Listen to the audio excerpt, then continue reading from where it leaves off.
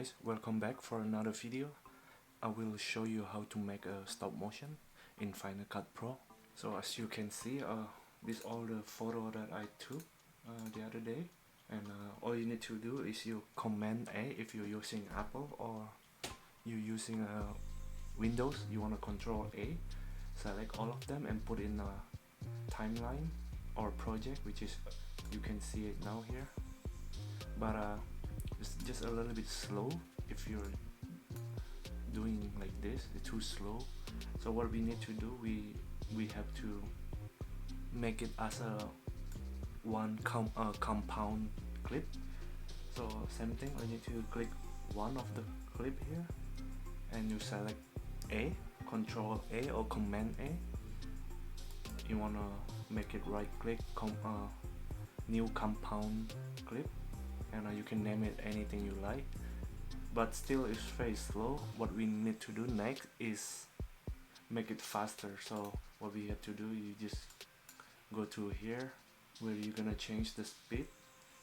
Let's try to 20 times. Still a little bit slow.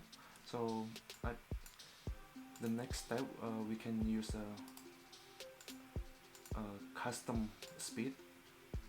Let's say now it's around 2000 faster, right? Let's try it 5000. There you go. So I think this one is a little bit better, because if you didn't create in a compound clip, it will not work.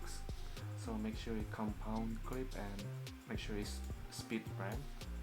It depends how many photo you took. So if you took more, you will get more of the slow motion. For me, I only took I think 40 something, which is I only get 7 seconds.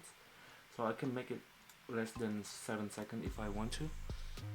Last thing, if make sure you took the picture using tripod so that you are in the same position, not shaky photo, so that you don't need to do anything in the post-production like stabilize something, which is I don't have it here. So this another tips, if you have a shaky footage, this is how you do it for your stop motion clip, like mine, like will be shaky as you can see it here.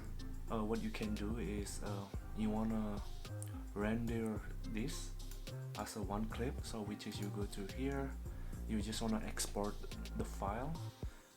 After you export it, and then you want to make a new project in any your library. For example, I have created a new project called test. After that, all I need to do is just import it back the footage, which is you Command I, and then you just want to import back of the clip that you just exported. The reason that you want to create a new project, the old footage that you have, you don't have the function of stabilization that you can see it here. There's nothing here. So if you make a new project under the same library, or you can use a different library if you want to. Just for the example, I'll just create a new project called test under the same library. So when I created a new project with the new footage, which is the old one, now I have this stabilization. And if you wanna look like this, it's just like the zoom out. What you need to do is just wanna use a can burn, which is you go here and do to here can burns, and it will run just like this. So if you're happy with the footage, all you need to do is just export it again and just go anywhere you like to export.